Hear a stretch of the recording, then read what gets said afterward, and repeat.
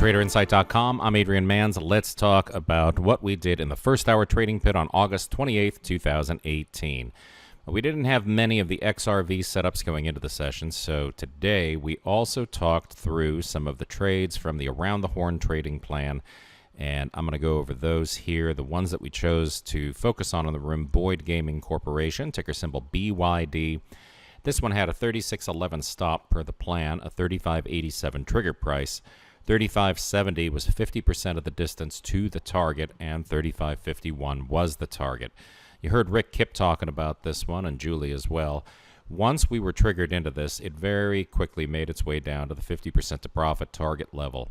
At that time, we took that 36.11 stop and moved it down here to 35.87, which was break even on the trade. Then you can see that it made a move down almost to the profit target at $35.51. If you're automating these, there's nothing you can do except for let your automation play out. And in this case, once we're 10 cents to the profit target, we know that that stop gets moved to the 50% level. And as you can see on the chart, that's exactly what happened. It came back up, hit that 35.70 level, so 17 cents per share traded on BYD. Danaher was the other trigger early in the trading day. We had a 102.85 go line on this one. You heard Julie say it didn't make it 10 cents in our favor. She was using a discretionary stop. When it came back down, made this move lower about halfway down to the stop loss, and then came up and still couldn't poke through. Got out with a 10-cent scratch stop on DHR. From the stocks to watch list, we focused on EQT Corporation. You know that this one didn't make it down through this short sale price in the early trading session, $49.88. That got us in later. Never reversed, never went up to the stop area. Once it made it 50% of the distance to the profit objective, pull that stop down to the 49.88 entry level, and the 10 cents to the target level in this case was not an issue as it bounced off of our profit objective. Actually, just below that, it bounced off that green pivot line and gave plenty of opportunity to get out of that trade for a nice 35-cent per share profit. FRC, this one's going to depend on how you handled it. So the first go around on this one came up almost all the way to that stop loss. You heard Julie say that the plug, the 102.07 stop, was probably a little bit shallow, that a better stop was right up here above this high at 102.16. And over the course of the session, it did make it down almost all the way to the profit target. So since this is a discretionary trade, it's up to you whether you got out at this pivot line, just a couple pennies above the target. If you did, you were in good shape. If not, you should have been out this one at the break-even line when it came back up just a few minutes ago. FTV, our line drive, long side setup, 81.89 entry. 81.60 was the stop from the plan.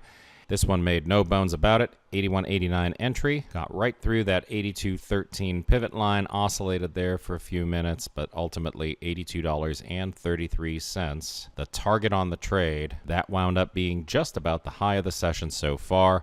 A second entry once again has you up above that pivot line, and hopefully we'll see another move up to 82.33. 45 cents per share traded on FTV. The next thing that we focused on, Signet Jewelers Limited. You know the drill on this one, and if you were in the room today, you saw a couple of different ways of handling this. In my head, I would have very much have liked to grab this reversal move from that pivot line first thing in the morning, $59.61. We're going to talk about how to handle those kind of trades at boot camp. My eyes weren't on it at that moment. It traded up to the pivot, came down, gave us an opportunity for an extra dollar in profits. But once it hit the entry line on this one, it really didn't do anything wrong. We saw that one of the moderators in the first hour trading pit, Goran, he said that because this made a move from the pivot down to the entry price, he was going to consider taking it off if it consolidated without hitting the target. That's what it did right here. He wound up closing up this trade right at this consolidation, got about half the profit that was available as the stock then made the move down to that 57.02 pivot line. 57.17 was our soft target on this one, 57.02 the extension. As you know, if you're busy going through the Income Trading Academy and you're getting ready to go to the boot camp, these NYSE listed securities behave very differently than their NASDAQ counterparts. It's not at all uncommon for stocks that trade on the NYSE to consolidate, just the way that this one did here and here and here.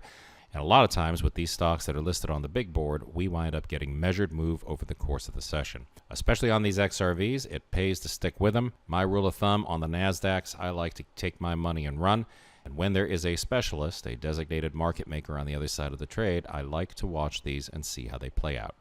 So that's it for those planned trades. The other trade that we saw come up this morning was Xilinx, XLNX. This was, of course, a Baltimore chop opening gap.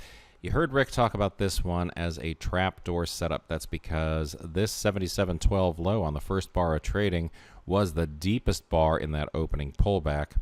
The move that the stock made down to $76.69 was a pretty good one, and if you used your Fibonacci tool to measure the expansion range of that first bar, the way that we talk about in the bootcamp materials, then you should have been long out by the time it hit 76.69.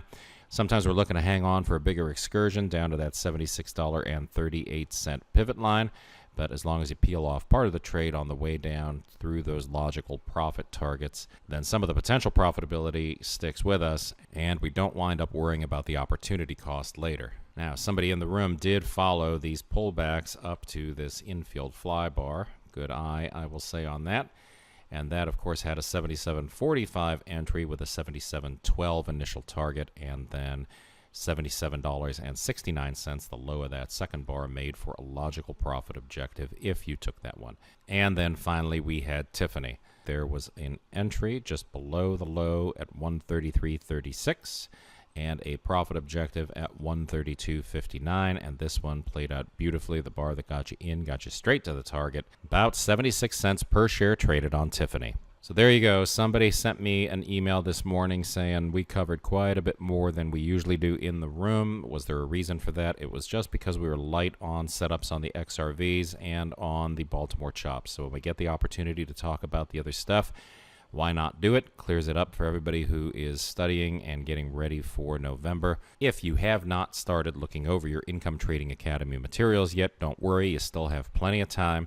Just take some evenings and weekends and start dedicating time to go through the modules, and by the time you get to Miami Beach, you're going to be feeling pretty good about that material. So there you have it. That is Tuesday morning. If you have any questions, shoot me an email, adrian@traderinsight.com. Hope you had a great trading day today and an even better one on deck for tomorrow. It's the best trader education anywhere, only from traderinsight.com.